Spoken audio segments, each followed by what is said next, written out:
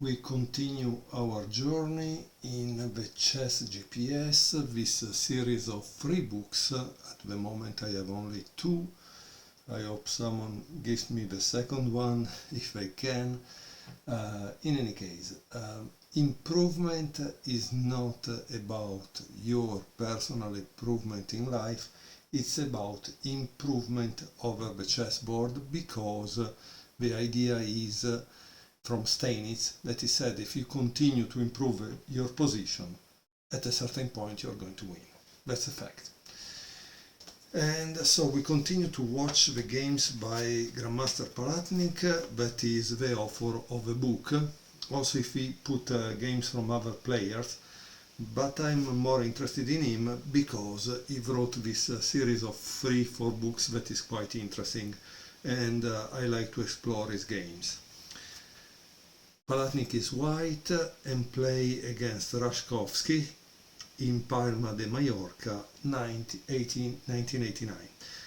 He starts with d4, knight f6, c4, e6, g3, bishop b4, and bishop d2.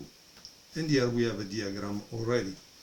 At the time, this was a fashionable variation in the Catalan opening. Let's leave the same endgame with the pawn advantage on the queen side as the final destination.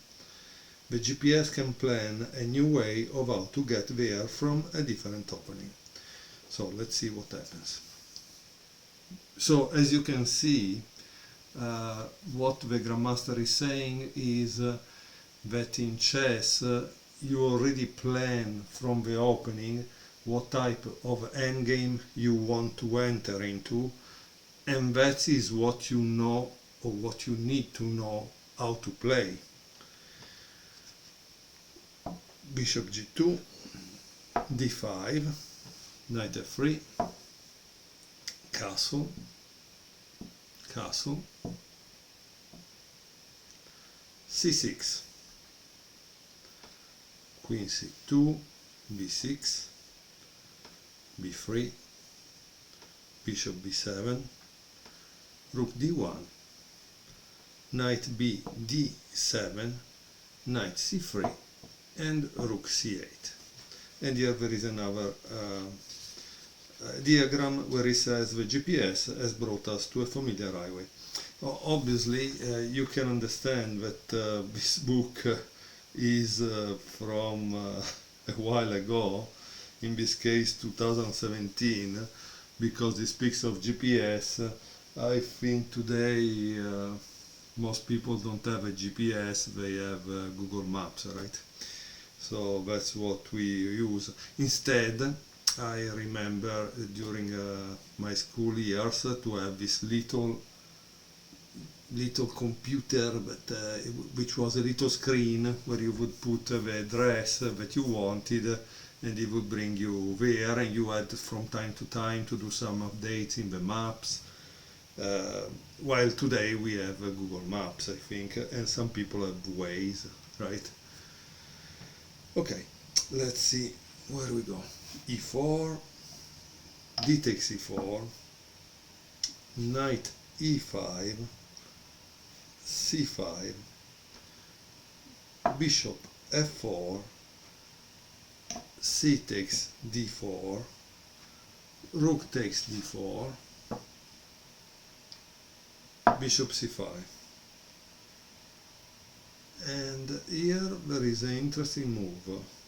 Obviously there is no comment on this move, but I find it interesting because okay, so it was, I missed a game before, sorry. There is a game from Ukraine 1989 of Palatnik that played the same things, so we will have to see that after this game. And it's kind of interesting because clearly it's kind of special, right? Can you see what is white going to play now? Try to pause the video and guess, because it's really an interesting move. Rook takes d7, boom, knight takes d7, rook d1,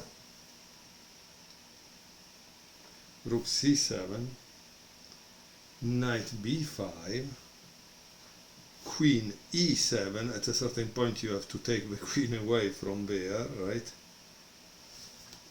Knight takes c7, knight takes c5, bishop takes e5, protecting this, but f6, bishop d4, queen takes c7.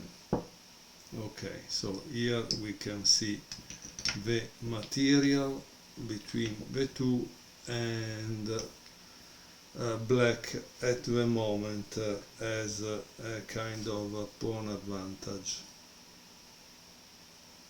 So let's say what white plays, but this is still attacked twice, so take, and boom, so the pawn advantage is gone.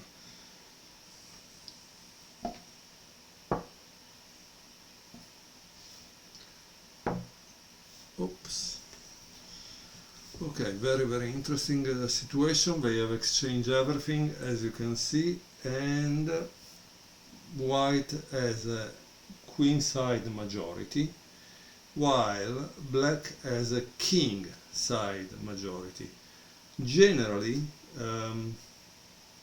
they say the king side majority can win, but I don't know. I don't know what happens. So let me see how the game went, because I'm kind of curious to see how they played. Queen d3, rook e7, queen d6, king f7. So he started to maximize the king potential. You know, we are in an endgame. The king, it's important that it's near the center.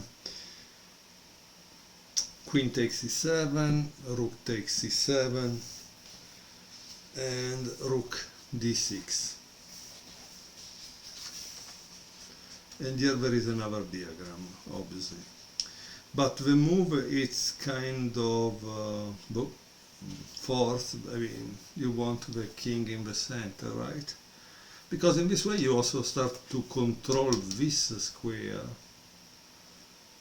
But the problem is this, yeah. So let's see what happens. e5. Only now black is trying to stop the advancement of the tank battalions with the help of new road signs. However, the effectiveness of such measures can be predicted in advance. So what is Palatnik saying is that he has practiced this endgame over and over and knows how it's going to end. That's kind of interesting. So he had probably a sparring partner on which they played just this endgame.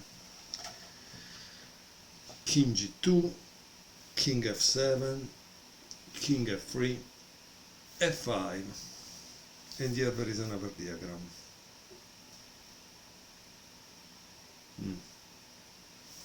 But there are no comments.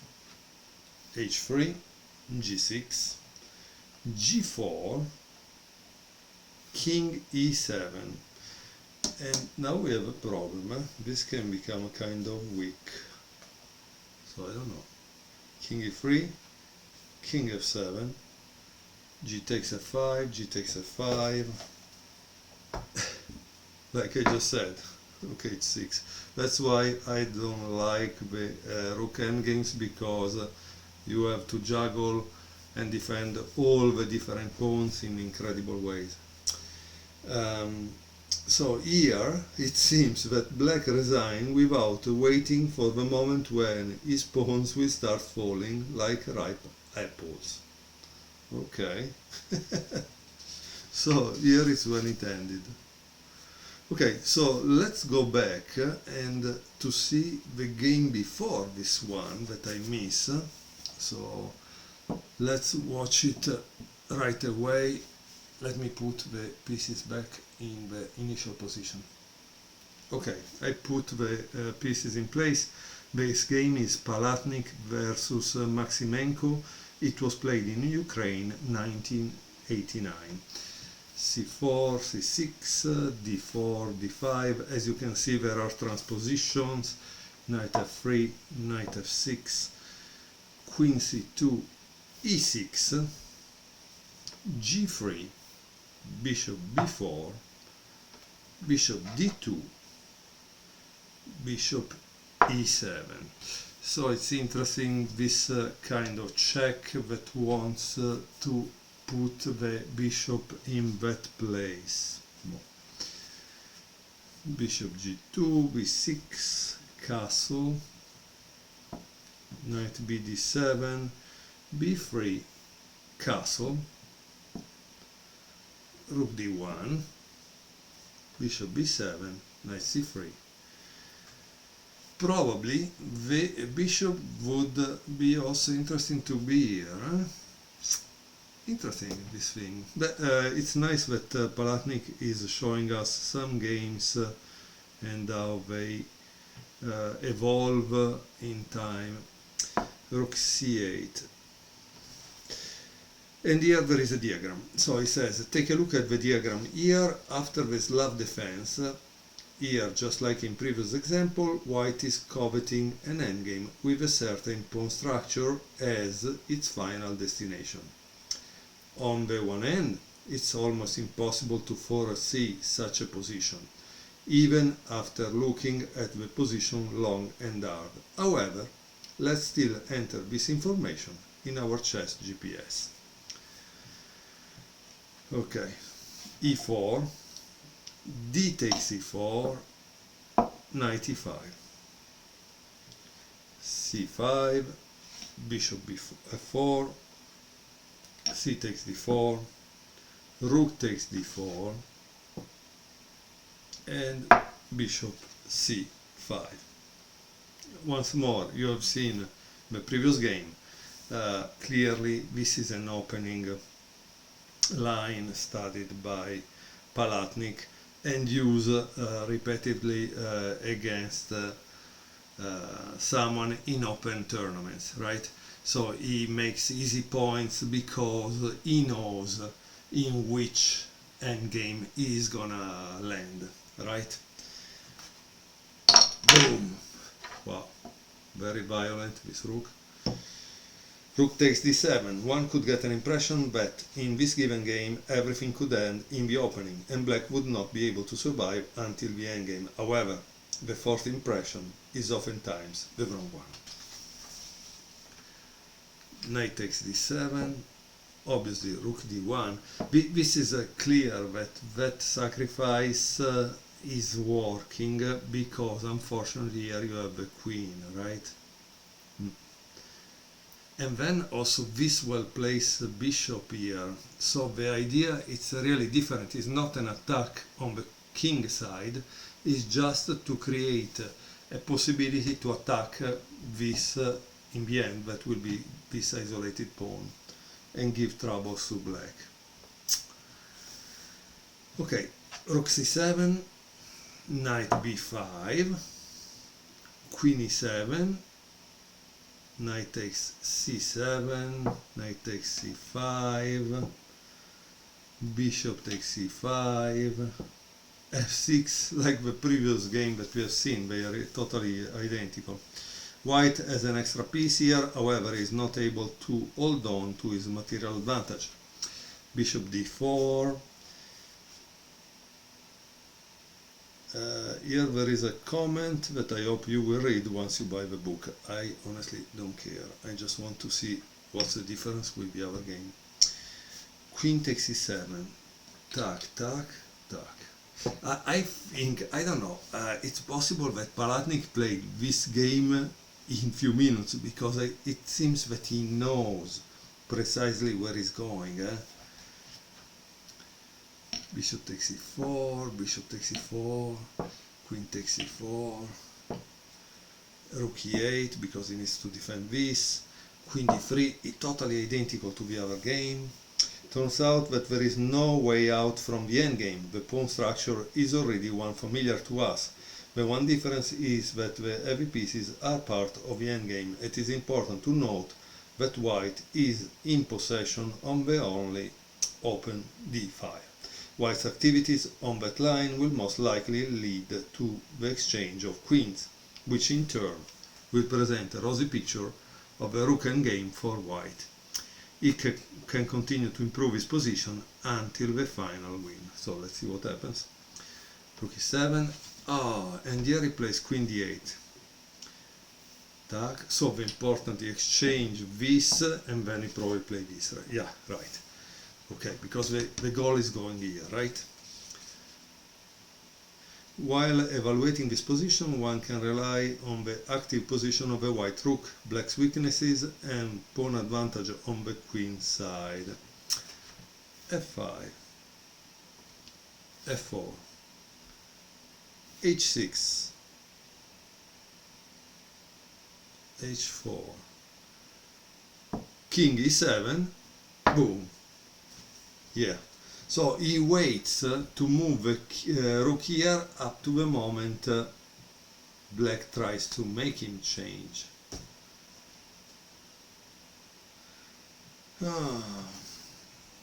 So now black has a more weakness here. So the weaknesses are 2, 1 and 2.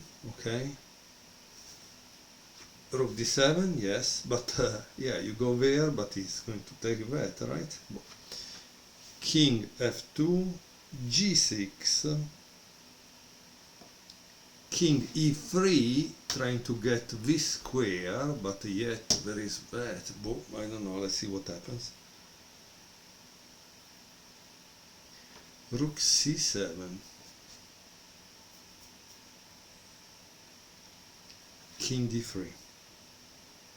The idea here is to move a king to the queen side to support the creation of a pass pawn.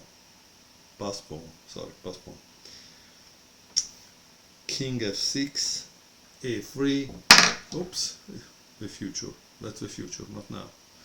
g5, h take g5, h take g5. As you can see, black is kind of active, is really active, that's nice.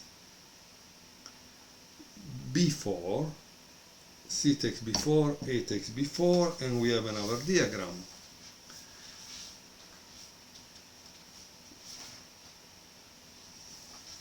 And now he plays rook h7, f takes g5, maybe it was better to play this, so you had to take back and then rook h7, I don't know. King, tac, king d6, king d4, rook b7. Here the challenge is to realize one's material advantage. Yeah, very. Oh, and this is a kind of long endgame.